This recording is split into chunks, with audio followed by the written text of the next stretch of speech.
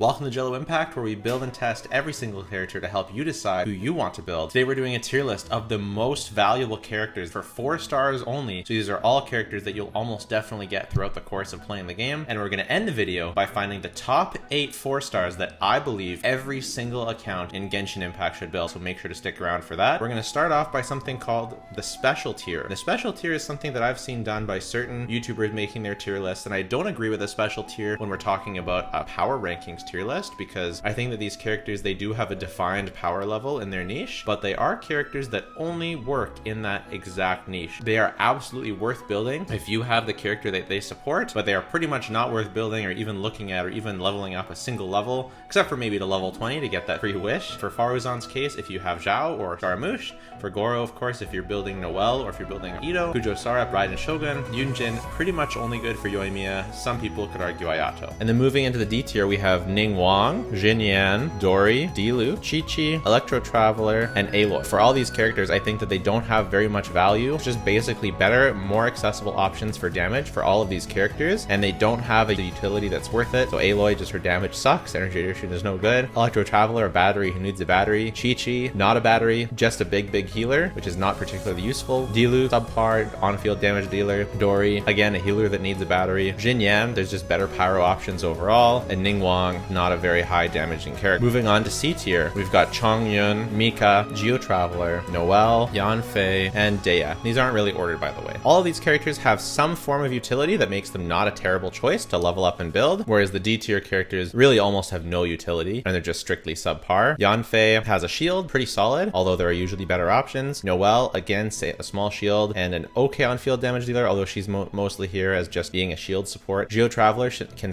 provide some off-field damage and some crit rate buffs if you're doing a double Geo comp. The Travelers have a bit more value because they stay leveled up for any character, so you can level them up as the Anemo character and then transition them over to the Geo, and all you have to do is level their talents. So it's much cheaper to level them up than to level some of these other characters. Mika, Crowd Healer and Applicator. Chongyun, I'm kind of thinking that Chongyun more belongs over here in terms of value. And Dehya, she has some defensive utility similar to Yanfei, perfect interruption resistance. The next characters are going to be Layla, Diona, Mona.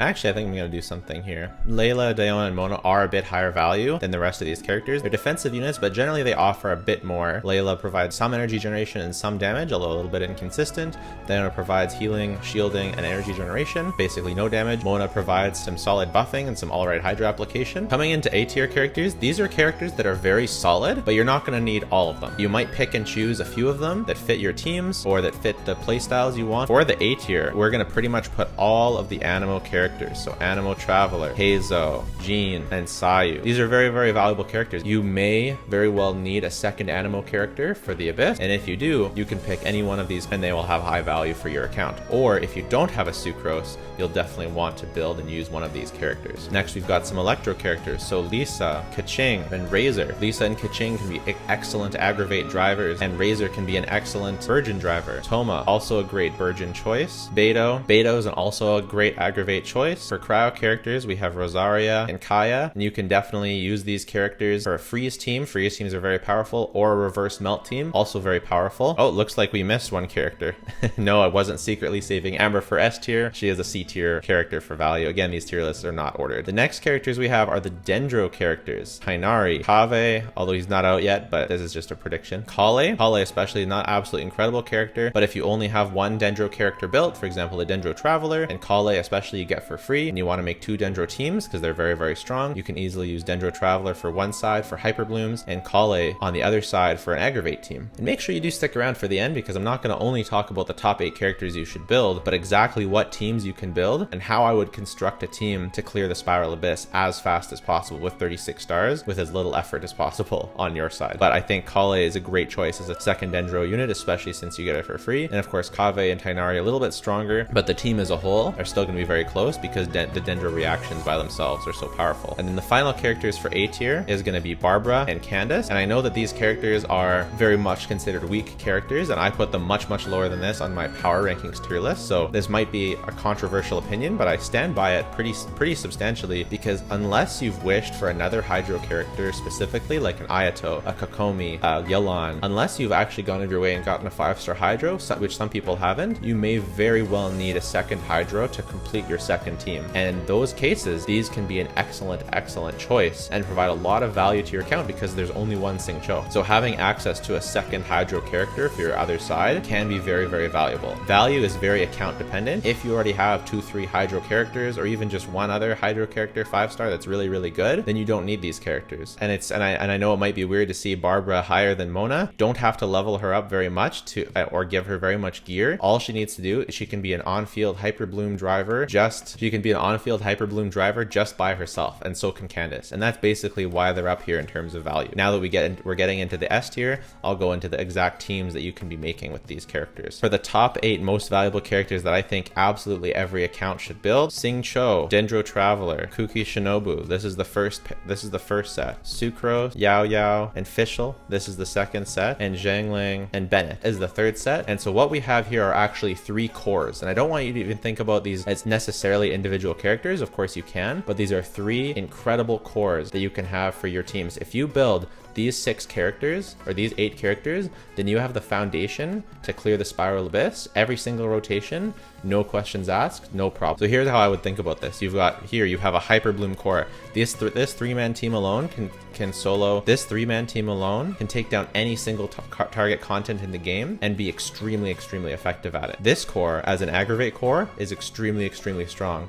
You basically just want to add an Electro character here, and Xiangling Bennett is an extremely strong core, forming the national team, forming other teams. We can also move Xingqiu into this core, and now we have the national team core. You can take this core and you can add basically any unit to the 4th slot. You can add another Dendro unit, you can add another Hydro unit, you can add an Electro unit, you can add a Burgeon unit. If you don't want to use Kuki, you can build Toma instead, or Razor instead. And these are just characters that every account should build. Xingqiu should be on a damage build. Dendro Traveler, it doesn't really matter what they're on as long as they have enough energy recharge to get their burst up. Kuki should be on full elemental mastery. Sucrose should be on full elemental mastery. Yao Yao doesn't really matter as long as she's healing enough.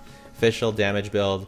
Xiangling damage build, and Bennett generally you want to build them on a damage. And what I would do if I were you is, if you wanted to build a national team, for example, you put Xingqiu here, and you can use, if you wish for Raiden Shogun, you can put her here, and then the value of Candace comes up and you can put Candace here, and now you've got a Hyper Bloom team with Candace. Or if you get Elan, you can put her here. If you want to build Keqing, you can put her with this team. If you want to build Beidou instead, you can put her with this team. If you want to build Lisa, you can put her with this team. So you have so many choices. If you want to build a reverse melt team, you can put these two with these characters. And pretty much going through the 5-stars, if you end up liking Ayaka, then of course, then the freeze characters are going to have a bit more value. And the animal characters, that's when you might need your second animal character. If you get Kazuha, you can put him here. You can put him here. He's going to perform very well. If you're coming into the end game, unless you have an absolute ton of 5-stars, I would pick 2 out of these 3 cores, whichever ones that work with the 5-stars that you have, and build towards those. And of course, you can always go to keqingmains.com, look at your favorite 5-star that you have. I'm a big fan of building around your favorite characters. If your favorite character is Yaimiko, then you just slaughter into here. If your favorite character is Ayato, you slam him into here or into here. If your favorite character is Sino, you pop him in here. And that's how I would generally go about building your account. But if you build up these 8 characters, you will never struggle in the Spiral Abyss pretty much ever again. If you found this video helpful, please leave a like so it can spread to more people. And if you want to see how strong I think every single character in the game is, check out this tier list down there. And if you want to see how valuable I think every 5-star is in the game, make sure to subscribe and stay tuned for that video coming up. Take care.